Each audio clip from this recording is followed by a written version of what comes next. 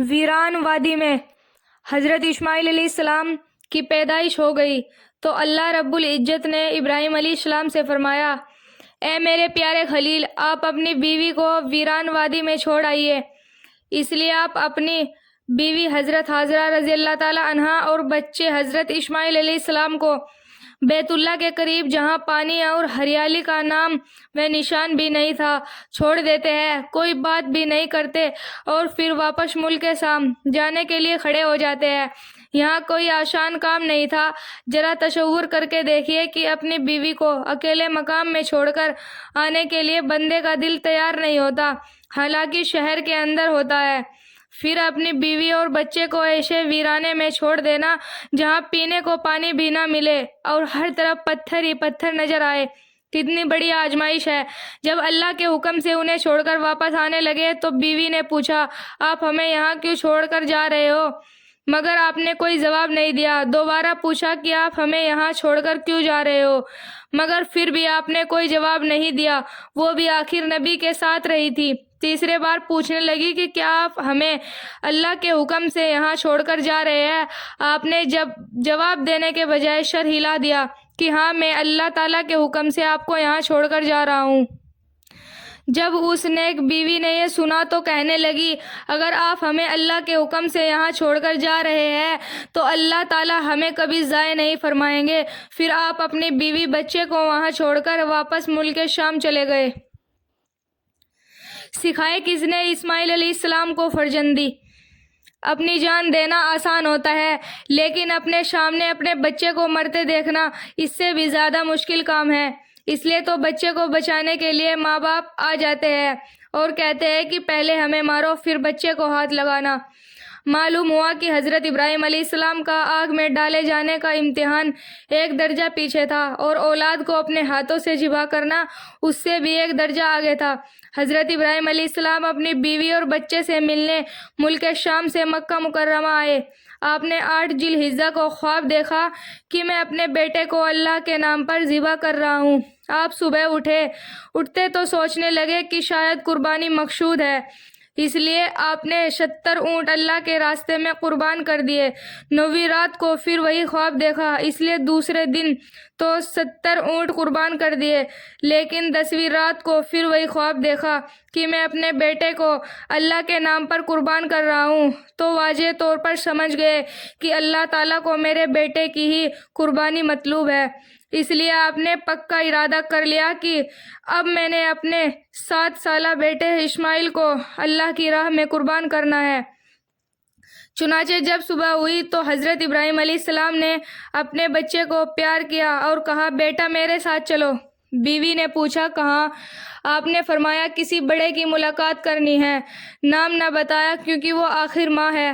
ممکن ہے قربانی کا نام سن کر اس کا دل پسیج جائے اور اس کی آنکھوں سے آنسو آ جائے اور صبر و برداشت میں کچھ فرق آ جائے، اس لیے موٹی سی بات کر دی کہ کسی بڑے کی ملاقات کے لیے جانا ہے۔ بیوی حاجرہ رضی اللہ تعالیٰ عنہا نے حضرت اسماعیل علیہ السلام کو نہلایا، سر میں تیل بھی لگایا، کنگھی بھی کر دی، لیکن ان کو معلوم نہیں تھا کہ ان کا بیٹا آج کسی آزمائش میں جا رہا ہے۔ البتہ روانہ ہوتے وقت ابراہیم علیہ السلام نے اپنے بیٹے کو کہہ دیا، بیٹا ایک رسی اور چھری بھی لے لو۔ اس نے پوچھا، ابا جان رسی اور چھری کس لیے لینی ہے؟ فرمایا، جب بڑے سے ملاقات ہوتی ہے تو پھر قربانیاں بھی دینی پڑتی ہے۔ بیٹا سمجھا کہ شاید کسی جانور کو قربان کریں گے۔ یوں حضرت ابراہیم علیہ السلام اپنے جگر کے ٹکڑے کو قربان کرنے کے لیے گھر سے چل پڑے۔ جب وہ اپنے گھر سے چلے گئے تو پیچھے شیطان ملعون بی بی حاجرہ رضی اللہ تعالیٰ عنہا کے پاس آیا اور کہنے لگا، تجھے پتہ بھی ہے کہ آج تیرے بیٹے کے ساتھ کیا ہونے والا ہے؟ انہوں نے پوچھا، کیا؟ وہ کہنے لگا، تیرا میاں تیرے بیٹے کو ذبح کر دے گا۔ انہوں نے کہا، بوڑھے تیری عقل چلی گئی، کبھی باپ بھی اپنے بیٹے کو ذبح کرتا ہے؟ وہ کہنے لگا، ہاں، ان کو اللہ کا حکم ہوا ہے۔ جب اس نے یہ کہا تو کہنے لگی، اگر اللہ کا حکم ہوا ہے تو میرے بیٹے کو قربان ہونے دو، کیونکہ اگر میرے بارے میں اللہ کا حکم ہوتا تو میں بھی ان کے راستے میں قربان ہونے کے لیے تیار ہو جاتی۔ جب شیطان کا بی بی حاجرہ کے سامنے کوئی بس نہ چلا تو وہ راستے میں حضرت اسماعیل علیہ السلام کے پاس آ گیا۔ اور ان سے پوچھا، سناؤ تم کہاں جا رہے ہو؟ کسی بڑے کی ملاقات کے لیے جا رہا ہوں۔ وہ کہنے لگا، ہرگز نہیں، تجھے ذبح کر دیا جائے گا۔ انہوں نے کہا، یہ کیسے ہو سکتا ہے؟ کوئی باپ بھی اپنے بیٹے کو ذبح کرتا ہے؟ کہنے لگا، ہاں، اللہ کا حکم ہے۔ حضرت اسماعیل علیہ السلام کہنے لگے، اگر اللہ تعالیٰ کا حکم ہے تو میں حاضر ہوں۔ لہٰذا شیطان پھر ناکام ہوا۔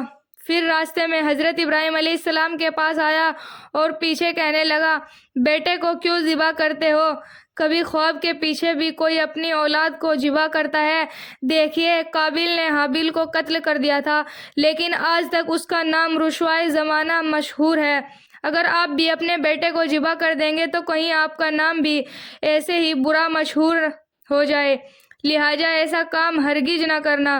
حضرت ابراہیم علیہ السلام نے فرمایا، ارے بدبخت، معلوم ہوتا ہے تو شیطان ہے۔ قابیل نے تو اپنی نفسانی خواہش کی وجہ سے بندے کو مارا تھا، اور میں تو رحمانی خواب کو پورا کرنے کے لیے اپنے بیٹے کو قربان کرنا چاہتا ہوں۔ میرے خواب کا اس کے عمل کے ساتھ کوئی تعلق اور واسطہ بھی نہیں ہے۔ قابیل تو عورت کا ملاپ چاہتا تھا اور میں اپنے پروردگار کا ملاپ چاہتا ہوں، لہٰذا میں آج اپنے بیٹے کی قربانی دے کر دکھاؤں گا۔ اس کے بعد جب حضرت ابراہیم علیہ السلام آگے بڑھے تو شیطان آ کر راستے میں کھڑا ہو گیا اور کہنے لگا، میں نہیں جانے دیتا۔ اس وقت انہوں نے 7 کنکریاں اٹھا کر شیطان کو ماری، اور اللہ تعالیٰ نے کہا، شیطان کو بھگا دیا۔ جہاں اسے حضرت ابراہیم علیہ السلام نے کنکریاں ماری، اس جگہ کا نام جمرۃ العولیٰ پڑ گیا۔